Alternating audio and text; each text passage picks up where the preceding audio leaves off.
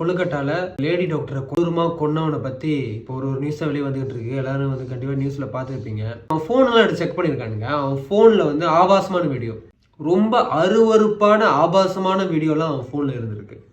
சரி, இப்போ வந்து அவன் வந்து ஒரு மாதிரி சைக்கோ அப்படிதான் சொல்றாங்க. அவன் ஒரு மாதிரி சைக்கோன்ற மாதிரி இது வந்து சொல்றாங்க. கண்டிப்பா ஒரு பொண்ணை இவ்வளவு தூரம் கெடுத்து இப்படி கடிச்சு உடம்பு முழுத கடிச்சு கண்ணை நோண்டி இப்படி காலே உடச்சி ஒரு பொண்ணை கெடுக்கிறான்னா கண்டிப்பாக வந்து அவன் இதில் வந்து பிரச்சனை இருக்கிறவங்க தான் இருக்க முடியும். ஏற்கனவே அவங்களுக்கு வந்து அவங்களுக்கு நியாயம் வேணும்னு சொல்லி ஒரு வீடியோ நான் போட்டேன்.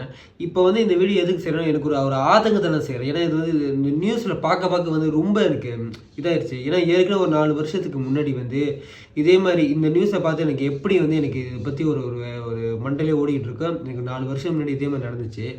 ஒரு பொண்ணை 4 பேருங்க கொடூரமாக அந்த பொண்ணை கெடுத்து கடைசியாக ஒரு இரும்பு மாதிரி ஒரு இது என்னமோ எடுத்து அந்த பொண்ணை கீழ் வழியாக வந்து உள்ளே ஏற்றிருக்கானு.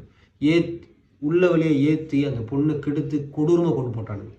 அந்த நியூஸ் அப்போ பார்க்கும்போது 4 வருஷம் முன்னாடி ரொம்ப இதாகிட்டு எனக்கு ஒரு நாள் முழுதான் மண்டைக்குள்ளே ஓடிக்கிட்டு அந்த மாதிரி தான் இருந்துச்சு எனக்கு. இப்போ இந்த நியூஸை பார்க்கும்போது அவனுங்களை பற்றி ஒன்று ஒன்றா வர இப்போ வந்து இந்த டாக்டரை கொன்னவன் அவனை வந்து ஃபேஸெல்லாம் வந்து காமிச்சிட்டு இருக்காங்க நியூஸில். பார்க்க இவெல்லாம் என்ன மாதிரி ஒரு ஜெல்லுமோ, ஏன்டா நீலாம் நீலாம் என்ன மாதிரி ஒரு பிறவின்ற மாதிரி தான் எனக்கு இருக்கு. எப்படி ஒரு பெண்ணை வீட்டில் வளர்க்கும் போது பார்த்துருமா, பார்த்து போமா, பார்த்து உடுப்பு போடுமான்ற மாதிரி நம்ம வார்த்தைங்களை சொல்லி வளர்க்குறோமோ, அதே போல் ஆணுங்களுக்கும் சொல்லணும்னு நினைக்கிறேன். எப்படி தான் இப்போ ஆணுங்கள் வீட்டில் இருந்து வெளியே போகிறப்ப தண்ணி அடிக்காது, சிகரெட் அடிக்காது நம்ம எப்படி முக்கியமாக சொல்கிறோமோ, பெண்கள் கெடுக்காதீங்க, அது தாய் ஸ்தானத்தில் பாருங்க, இல்லை அக்கா ஸ்தானத்தில் பாருங்க, தங்கச்சி ஸ்தானத்தில் பாருங்கன்னு வந்து நம்ம சொல்லணும்னு நினைக்கிறேன். எங்கேயோ இருக்கிற ஒரு பெண்ணுக்கு நம்ம துடிக்கணும்னா கூட பிறந்து இருக்கிறவங்களா இருக்கணும். மதம் என்ன ஏனோன்றது அவசியமே கிடையாது. அந்த இடத்துல அவங்க எந்த அளவு பொருத்தப்பட்டு சொல்லப்பட்டிருப்பாங்கன்னு அந்த இதுதான் என் மண்டைக்குள்ளேயே ஓடிக்கிட்டு இருக்குது. வேற ஒன்றும் சொல்றதுக்கு இல்லை.